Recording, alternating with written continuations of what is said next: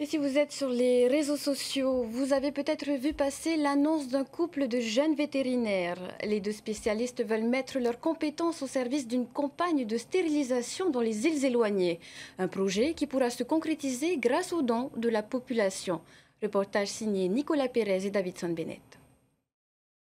Margot et Lorenzo sont deux vétérinaires liés dans la vie comme dans le travail. Exerçant en Polynésie depuis plus d'un an dans différents cabinets de la place, ces deux praticiens souhaitent aujourd'hui apporter leur pierre à l'édifice de la lutte et de la prévention contre les abandons et les atteintes au bien-être animal. En début de semaine, ils ont fait une publication sur les réseaux sociaux largement partagée et relayée par les internautes. Leur projet, soigner et stériliser les animaux dans les îles les plus éloignées.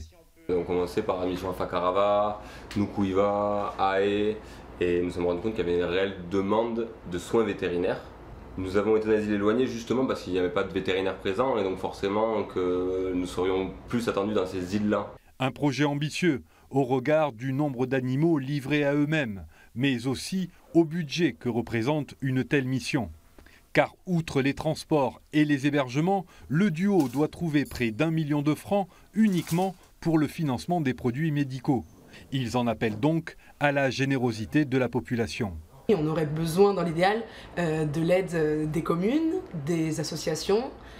Aussi, on pensait faire un appel aux dons pour des financements privés.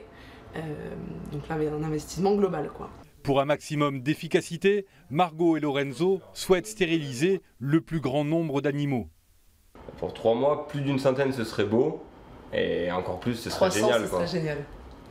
Une première mission d'envergure qui, selon le couple de vétérinaires, pourrait en appeler d'autres, car l'urgence de juguler ce phénomène d'abandon représente un enjeu sanitaire et de sécurité dans nos îles.